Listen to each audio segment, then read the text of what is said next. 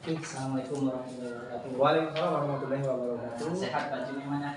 Alhamdulillah sehat walafiat. Ya. Nah, jadi Pak, pertemuan kita pada hari ini ingin membahas masalah khususnya ini kan sebelumnya saya jelaskan dulu Pak. Jadi pada tanggal 3 Oktober itu di beberapa minggu yang lalu itu di hari Selasa Pak ya. Nah, saya kan sempat melakukan namanya itu praobservasi Pak ya. Benar. Jadi ada hal-hal yang saya tanyakan terkait tujuan pembelajaran, kemudian area pengembangan yang Bapak ingin saya amati, kemudian strategi apa saja yang Bapak persiapkan untuk pelaksanaan pembelajaran itu, kemudian saya buatlah catatan-catatan khusus sebagai supervisor Bapak ya. Kemudian di hari Rabunya, di esok harinya di tanggal 4 Oktober, Bapak melaksanakan proses pembelajaran, di mana saya observasi, saya amati proses pembelajaran yang Bapak lakukan itu sesuai dengan panduan catatan saya saat praobservasi Pak. Tujuan pembelajaran, area pengembangan yang ingin Bapak capai, dari pengetahuannya, keterampilan hingga strategi yang Bapak persiapkan. Itu sudah saya buat catatan-catatan di lembar observasi pembelajaran di kelas di tanggal 4 Oktober 2023. Nah, pada pertemuan kita hari ini Pak, ini namanya agenda pasca observasi Pak. Ya benar. Ya, di mana saya ingin merefleksi kegiatan yang sudah Bapak lakukan saat proses pembelajaran di tanggal 4 Oktober di hari Rabu, di beberapa minggu yang lalu itu. Saya ingin melihat gambaran Bapak secara umum, refleksi dari Bapak, proses pembelajaran yang Bapak lakukan itu seperti apa, kelebihan, kekurangan, kepuasan Bapak secara umum, dari mulai pendahuluan, inti hingga penutup itu seperti apa, boleh diceritakan? Terima kasih kepada Bapak ini. Jadi setelah melaksanakan pembelajaran tersebut, saya secara pribadi juga saya di situ pasti ada yang namanya kelemahan, kekurangan dan juga ada kelebihan. Karena dari awal pembelajaran,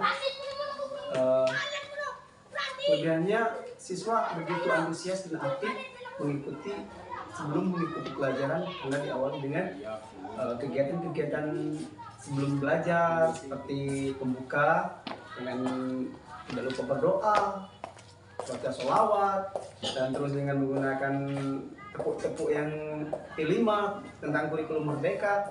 Di sana otomatis siswa juga sangat terpancing untuk lebih antusias mengikuti pembelajaran di kelas. Dan juga di situ anak-anak diberikan pertanyaan pemantik untuk mengacu kepada pembelajaran inti pada kesempatan itu. Dan di pelajaran inti itu juga saya mengembangkan beberapa metode dalam pembelajaran tersebut, dengan metode menggunakan alat-alat peraga, sana media gambar, juga ada media video.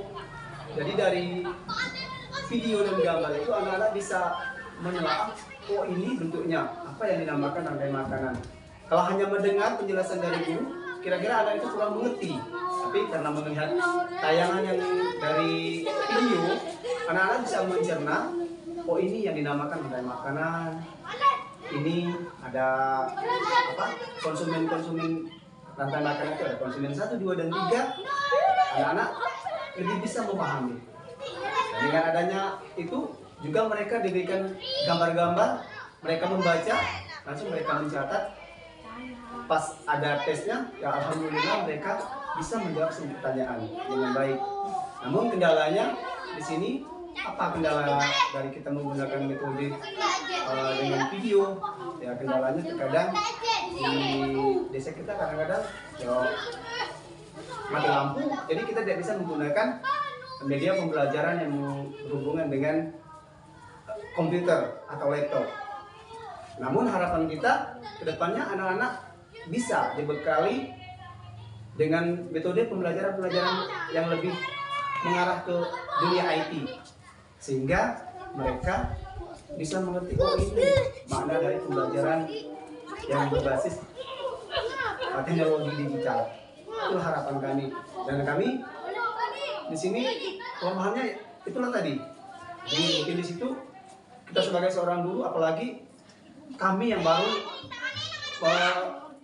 mencoba atau merealisasikan pembelajaran kurikulum merdeka, jadi di situ masih sambil belajar karena kami belum mengikuti PGP dengan adanya guru CGP, guru penggerak yang mengarahkan kami. Ya insya Allah kami belajar sedikit demi sedikit memahami akan makna daripada kurikulum merdeka dan juga metode pembelajaran yang lebih efektif dan efisien. Itu harapan kami. Oke. Nah, jadi Bapak sudah jelaskan secara umum pendahuluan, kemudian kegiatan inti, kemudian juga Bapak sempat menyampaikan bahwa kebetulan di sini ada calon guru penggerak, mungkin bisa mendapat masukan-masukan, ide yang segar, gagasan segar terkait kurikulum merdeka. Namun di sini juga saya perlu sedikit penjelasan bahwa program CGP itu secara khusus tidak mempelajari apa itu kurikulum merdeka, namun memang beberapa materi-materi mengarahkan akan terintegrasi untuk mempersiapkan kurikulum merdeka tersebut, untuk membantu untuk mengoptimalkan kurikulum merdeka tersebut. Nah, kemudian tadi Bapak sudah jelaskan pendahuluan dengan kegiatan ini, boleh saya meminta sedikit umpan balik atau refleksi dari Bapak terkait kegiatan penutup pada saat proses pembelajaran, apa saja yang dilakukan, bagaimana respon anak-anak. Kegiatan penutup di sana saya melakukan kegiatan anak-anak disuruh mengerjakan lembar observasi, dan alhamdulillah anak-anak secara berkelompok mengerjakan lembar kerja siswa tersebut. Alhamdulillah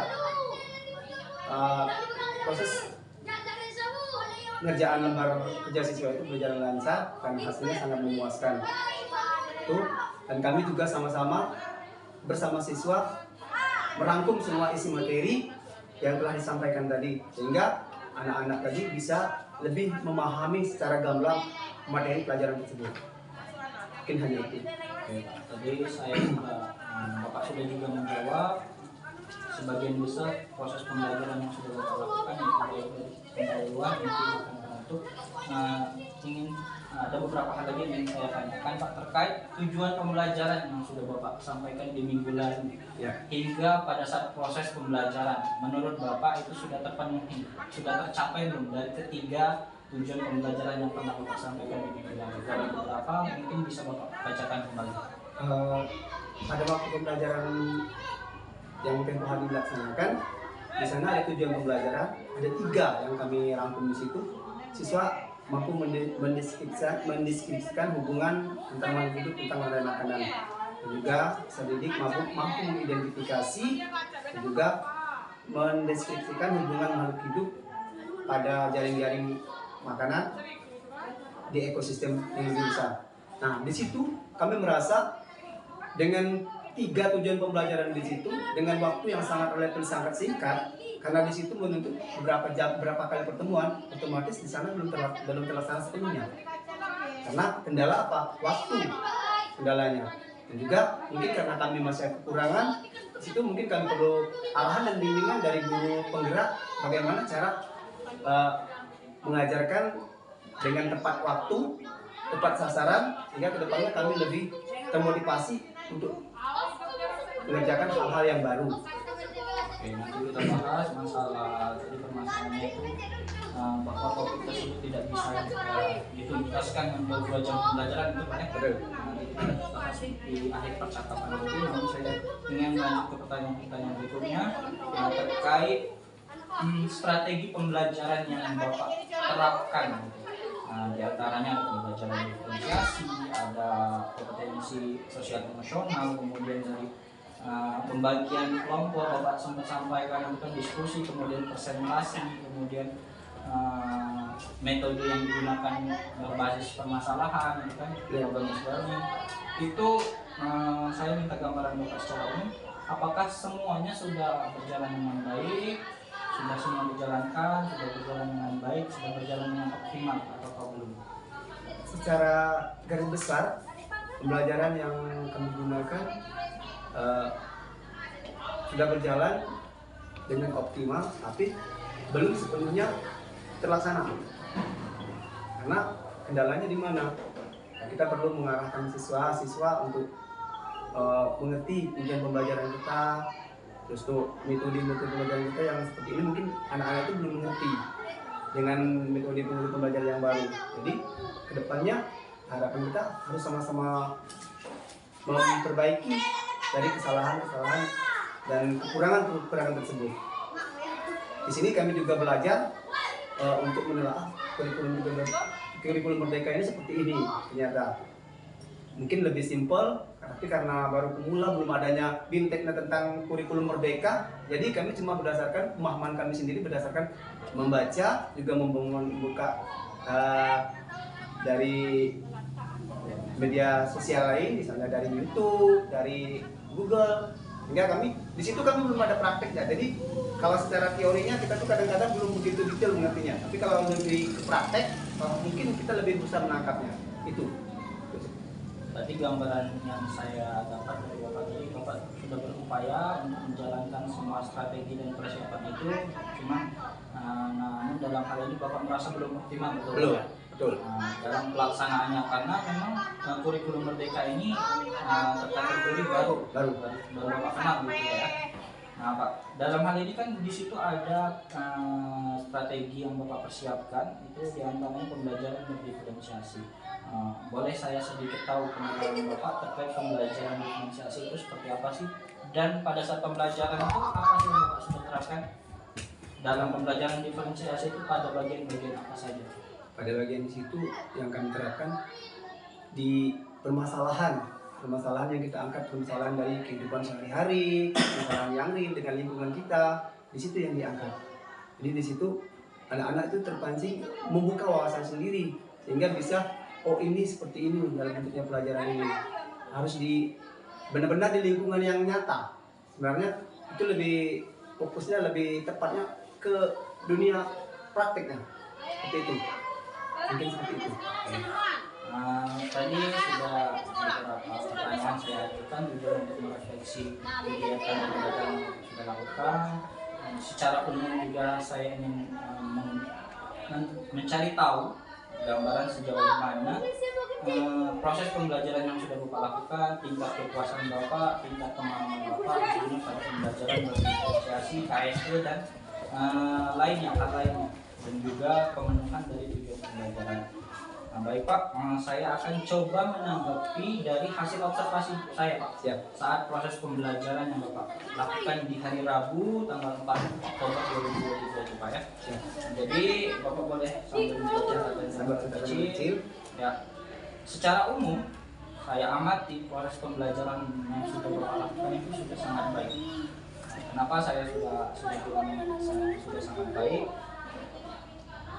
Catatan-catatan kecil yang saya buat diantaranya proses pendahuluan, inti dan penutup itu sudah Bapak laksanakan dengan baik, di mana proses pendahuluannya Bapak yang lakukan seperti ice breaking yang mungkin presensi, doa dan lain sebagainya itu, kemudian ice breaking seperti tekuk di Bapak tadi, tekuk 5, P5 dan lainnya itu untuk membangkitkan semangat anak-anak dalam proses pembelajaran.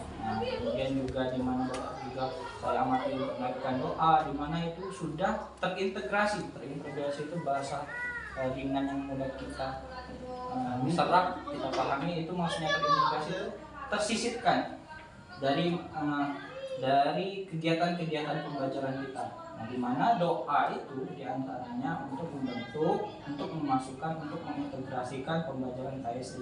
Apa itu KSE? KSE itu kompetensi sosial emosional.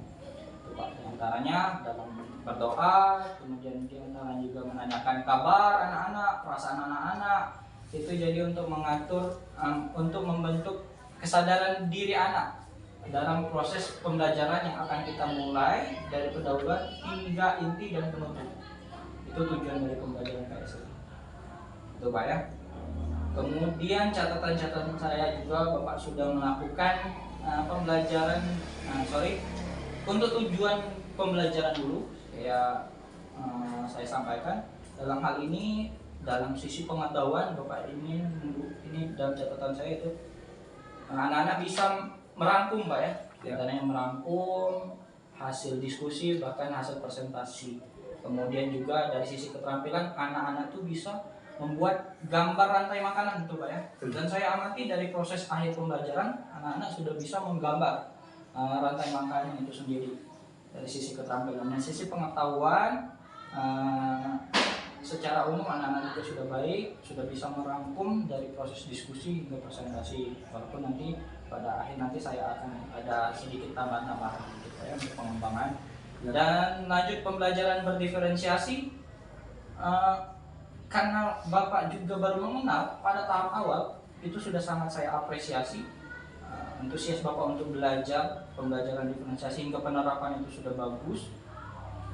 Dari yang sudah nampak khususnya diferensiasi konten, nanti saya jelaskan lagi di akhir. Apa di sini diferensiasi konten, Bapak itu sudah menerapkan di mana pada saat proses pembelajaran saya amati Bapak itu menyiapkan pos literasi, betul Pak ya? Di mana ada gambar dan tulisan-tulisan, keterangan-keterangan seperti itu. Kemudian setelah itu Bapak variasikan dengan anak-anak mengamati video, betul Pak ya? Video pembelajaran. Dan saya lihat Bapak juga berusaha menjelaskan kembali untuk memperkuat pemahaman anak, baik dari pos literasi hingga dari video pembelajaran. Nah, itu sudah sangat saya apresiasi untuk Bapak yang masih terkategori baru mengenal kurikulum Merdeka, itu sudah sangat baik sekali. Kemudian yang terakhir tadi KSE, baik dari pendahuluan, inti itu di mana kita bisa menyisipkan kompetensi sosial emosional pada poin-poin diskusi, di mana anak-anak itu kita tanpa sadar anak-anak itu kita latih untuk menghargai pendapat rekannya. Kemudian saat presentasi kita menghargai pendapat rekan-rekan yang lain dan menghargai kemudian bagaimana mereka mengutarakan pendapat mereka. Itu ada nilai-nilai KSE nanti yang kita bahas di akhir nanti. Itu catatan saya secara umum, itu Bapak sudah sangat baik. Namun di sini untuk menambah wawasan kita bersama, saya coba untuk berbagi yang sudah saya dapat Pak ya. Catatan dari saya memang khususnya karena mungkin pembelajaran yang Bapak lakukan kemarin, diskusi hingga presentasi, boleh saya tanya sedikit Pak, presentasi itu di pembelajaran yang biasa kita lakukan sering dilakukan atau masih terkategori masih sangat jarang? Presentasi, diskusi hingga presentasi ke depan. Kalau sebelumnya itu sangat jarang, tapi dengan adanya pembelajaran kurikulum Merdeka ini mungkin presentasi itu akan coba diterapkan, lebih diterapkan lagi. Nah, itu catatan dari saya, karena memang Bapak juga baru mengenal kurikulum Merdeka, saya juga sebenarnya baru. Namun saya lebih dahulu mungkin sedikit mendapat informasi dan ilmu. Saya ingin coba berbagi karena memang baru dan jarang diterapkan pembelajaran diskusi dan presentasi itu. Mungkin kedepannya Bapak juga bisa membiasakan tiap pembelajaran, dalam diskusi, dalam presentasi kita melatih anak-anak untuk berani berbicara ke depan, seperti itu kan Pak ya. Jadi melatih anak-anak. Kemudian untuk pembelajaran berdiferensiasi. Sekarang saya kasih gambaran umum dulu, apa sih itu pembelajaran diferensiasi? Jadi pembelajaran berdiferensiasi itu seperti ini Pak. Pembelajaran diferensiasi itu untuk saya coba memberikan deskripsi yang mudah dipahami saja. Jadi kita itu memberi perlakuan terhadap anak berdasarkan keragaman anak, dari kebutuhannya, dari minatnya, hingga dari kesiapan belajar, dari minat belajar hingga dari profil belajar. Itu. Jadi diferensiasi itu kita berusaha memenuhi kebutuhan anak yang beragam, berbeda. Dari sisi minat, dari sisi minat anak itu dari gaya belajarnya itu berbeda-beda. Ada yang cenderung anak itu gaya belajarnya visual. Visual itu seperti apa? Jadi anak-anak itu ketika melihat pembelajaran dalam bentuk video dan gambar, mereka lebih cepat menangkap. Itu gaya belajar anak yang visual. Ada juga gaya belajar anak auditori. Auditori itu sistem belajar anak yang lebih cepat menangkap apabila mendengarkan sesuatu dari penjelasan guru, mungkin dari audio-audio, mungkin speaker atau sejenisnya Pak. Nah, anak yang seperti ini gaya belajar auditori ini cenderung gaya belajarnya itu tadi harus mendengar. Nah, itulah diferensiasi ini untuk memenuhi beberapa gaya belajar anak tadi. Dan yang terakhir kinestetik. Kinestetik ini bergerak. Gaya belajar anak bergerak ini cenderung biasanya banyak digunakan pada pembelajaran olahraga, tapi tidak menutup kemungkinan pembelajaran di kelas tetap bisa dilakukan. Contoh, Bapak membuat rantai makanan itu anak-anak yang gaya belajarnya kinestetik disuruh maju ke depan. Mungkin ada yang berperan sebagai padi, ada yang berperan sebagai tikus. Jadi seolah-olah anak itu bergerak, memakan, saling memakan. Mungkin anak tersebut pemahamannya jauh lebih kuat. Gaya belajar anak yang kinestetik tadi harus bergerak dengan penerapan seperti itu. Jadi yang pertama ini saya jelaskan dulu Pak ya. Itu dalam pembelajaran diferensiasi itu ada namanya diferensiasi konten Pak. Yang kedua diferensiasi proses. Dan yang terakhir itu diferensiasi produk. Nah, tadi diferensiasi konten sudah sangat kuat Bapak jalankan konten. Saya ingin memasuki diferensiasi proses. Diferensiasi proses Bapak di proses pembelajaran pada waktu itu Bapak melaksanakan diskusi Pak ya. Benar ya. Diskusi. Kalau dalam pembelajaran penjas yang biasa saya terapkan, mungkin biar saya ceritakan dulu biar Bapak dapat gambaran karena Bapak memang spesialis khusus guru kelas. Kalau dalam pembelajaran poli, dalam pembelajaran diferensiasi proses, anak-anak itu saya bagi 3 kelompok pembelajaran poli di passing bawah. Berdasarkan pemetaan kesiapan belajar, anak-anak yang masih butuh pembinaan dalam passing bawah, anak-anak yang sedang dalam pembinaan passing bawah, kemudian anak-anak yang sudah terkategori sudah menguasai. 3 anak ini dilakukan perlakuan yang berbeda. Anak yang pertama diberi perlakuan melakukan passing menggunakan balon. Mungkin Pak Juniman sempat menyaksikan kan di beberapa minggu yang lalu. Kemudian kelompok kedua anak tersebut melakukan passing bawah menggunakan bola plastik. Dan kelompok yang ketiga terkategori sudah cukup menguasai keterampilan passing bawah, anak tersebut melakukan passing bawah menggunakan bola voli yang sesungguhnya. Nah, dari hal yang saya ceritakan mungkin Bapak bisa dapat gambaran.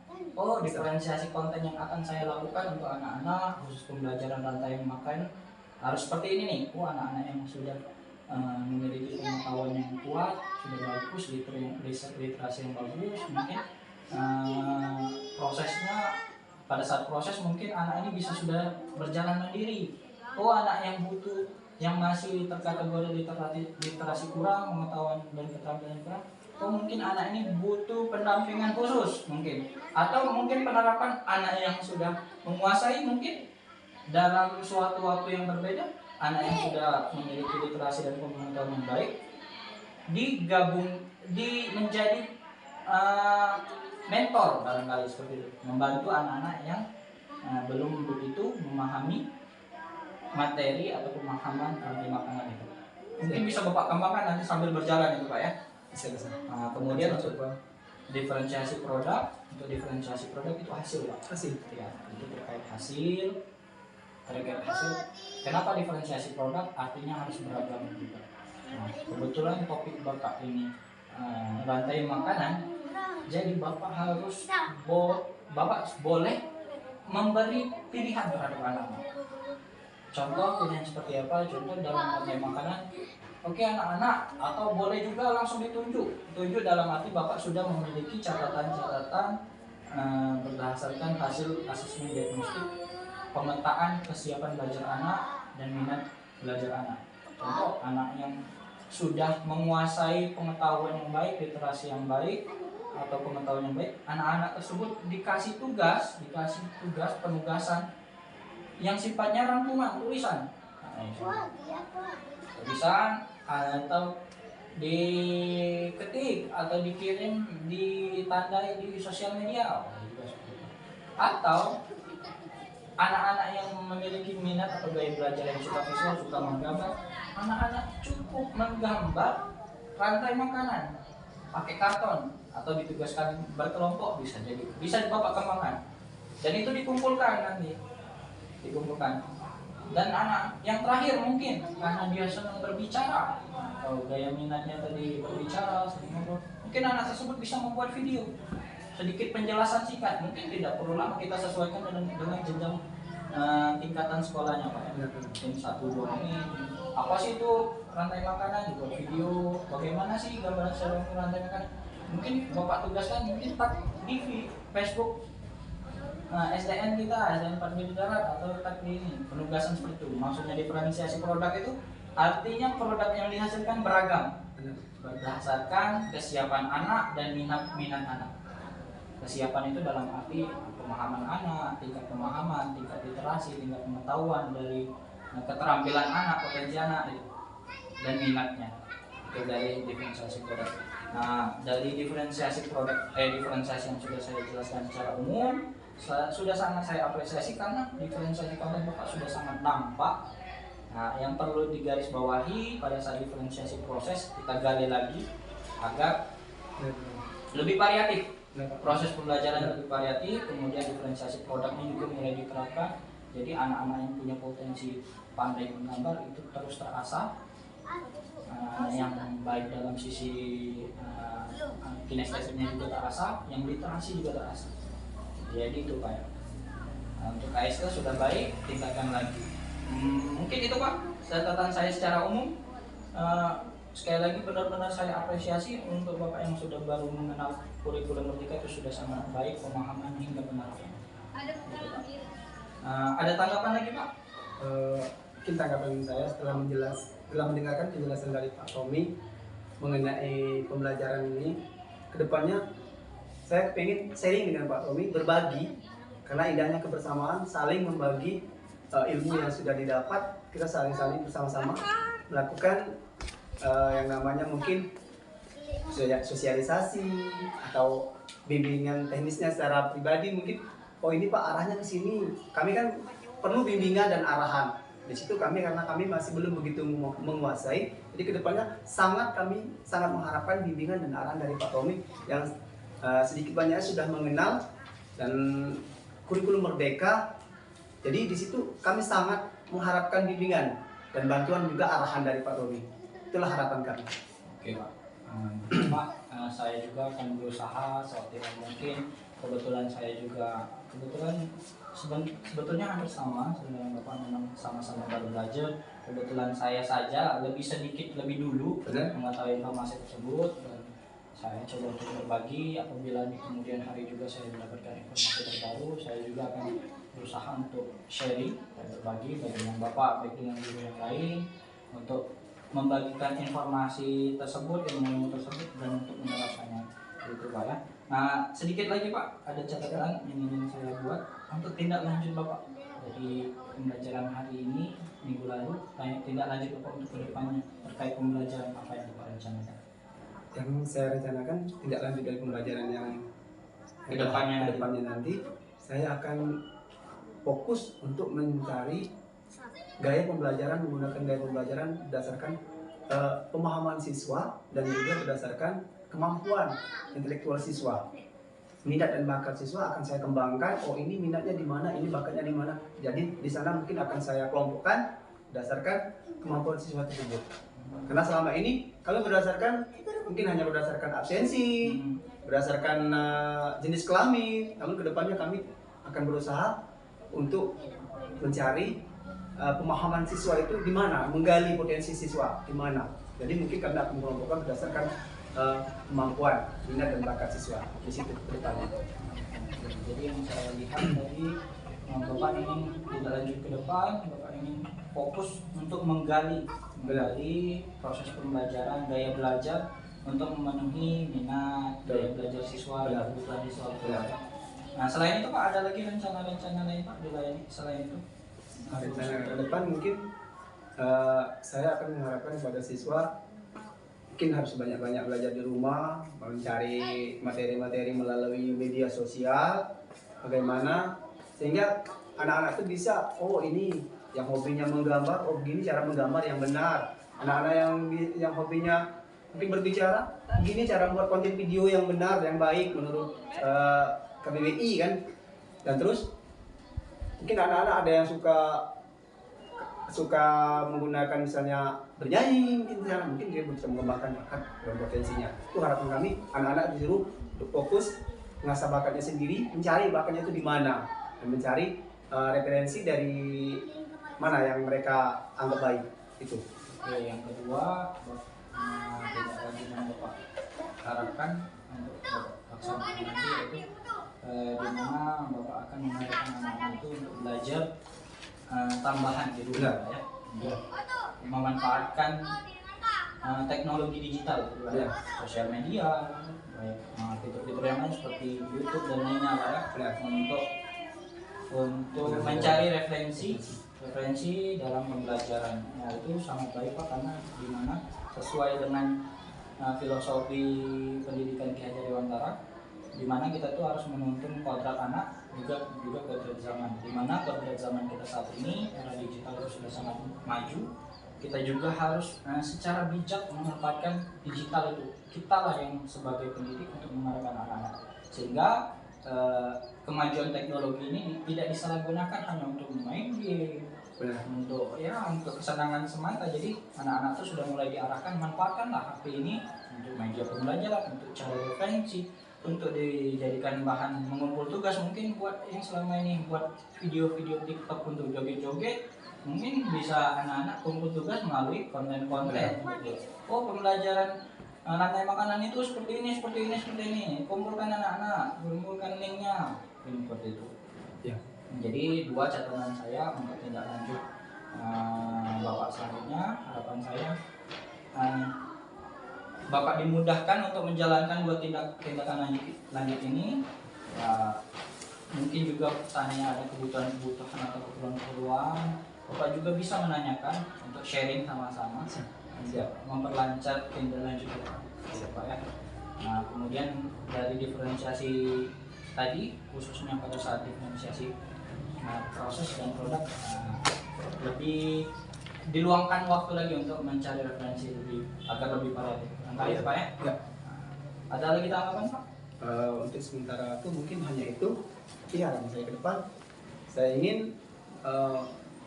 Pak Tommy berbagi dan mengarahkan kami bagaimana tindak lanjut selanjutnya. Itu saling berbagi maksudnya. Oke Pak, saya usahakan juga ketika saya dapat informasi saya akan segera berbagi dengan Bapak dan teman-teman. Yang baik cukup Pak ya. Oke Pak, terima kasih atas waktu luangnya Pak ya, sudah menyempatkan untuk berbincang di pasca observasi proses pembelajaran ini. Semoga pada rencana tindak lanjut Bapak berikutnya dimudahkan. Persiapan-persiapannya jauh lebih optimal dari yang sebelum-sebelumnya. Siap. Dan harapan saya juga guru-guru yang lain juga ikut tertular semangat. Baik Pak ya. Siap. Terima kasih. Mohon maaf Pak apabila ada hal-hal yang keliru dalam ucapan saya. Minta maaf sebelumnya dan saya juga ucapkan terima kasih. Terima kasih Pak ya. Assalamualaikum warahmatullahi wabarakatuh. Waalaikumsalam warahmatullahi wabarakatuh.